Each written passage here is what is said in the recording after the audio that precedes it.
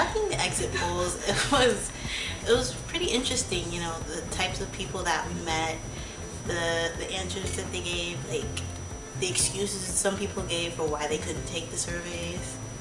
It was definitely a day where we all needed confidence. When we first got there, we had to go and stand up for ourselves to be able to do this project. So we went upstairs and talked to the supervisor of the whole election poll site.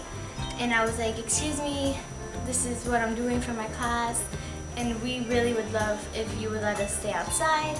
And she was like, oh, you guys look harmless. You guys could stay outside.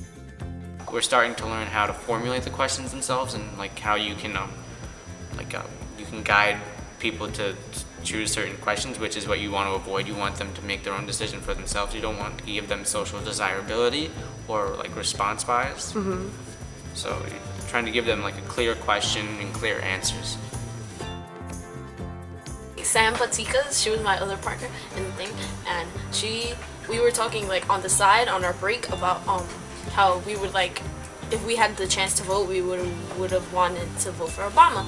But then the lady was like, repeat yourself, and we were like, no, we can't tell you who we're gonna vote for because that's gonna make bias on the survey. Then she was like, oh, I thought you were gonna say that I don't want to vote for Obama. I would have thrown this survey out. And then I was like, whoa, lady, calm down. It was crazy.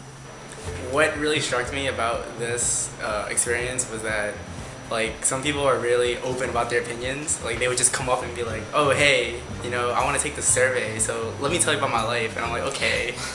But then I have to tell them, you know, it's a simple random sample. So Can I get one of your surveys to look at? You could look at it, but we're doing like every fourth person. Okay. I just want to look at it. We're supposed to like have every fourth person and not having volunteers to come. And they were kind of upset. It's like, well, you're losing out on my opinion. Like, They all right, actually guy, they actually relax.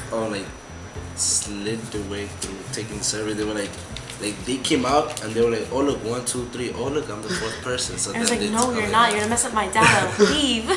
While we were conducting the exit poll, we also saw Senator Schumer, and he was voting, and we also made it a priority to take a picture with him.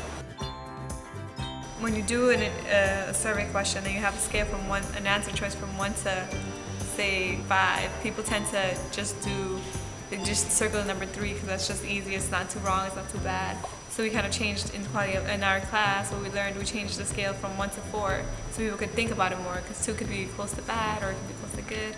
Also, a lot of people like, voice their opinions on like exit polling itself. My top reasons aren't in this list, so I'm like, well,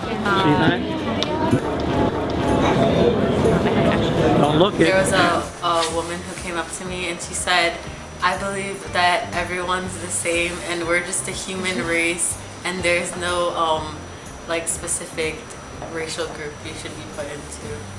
Some people actually put like they didn't want to choose a gender sometimes, and they put like, oh, you know, I'm not a boy or a girl. She said she felt uncomfortable with the survey because the questions were not like clear to her, and it discouraged her, like the gender one. So she said for a future tense, like if we also make another survey, that it should include for the gender question, female, male, and other. They would actually say like you should like do this, and so like I think it was good feedback. I went to Sunset Park Prep. It was kind of different from everybody else's site, I think, because it was mostly like all Hispanics in a way, and like it was really hard because we'll have to translate for them the questions, or we're just gonna have to answer like the questions they have. Estamos haciendo una encuesta para la escuela y estamos recolectando información sobre la experiencia de votar y solamente se usará para propósitos educacionales. I also had to translate, and there was a lot of Asian people, and like they talk in either Cantonese or Mandarin. I have to like translate in the Cantonese, but because my survey was in Chinese, she can't like do it really. There was just so many people there, like many people. And more than people usual were moving or expected. fast, and when I tried to stop somebody, they were like, no. What is this page for? It's for refusals and misses. Like if someone refuses to vote or they can't vote or we miss them, we have to put refuse or miss, female or male, their age, and their race. We got a refusal. I know.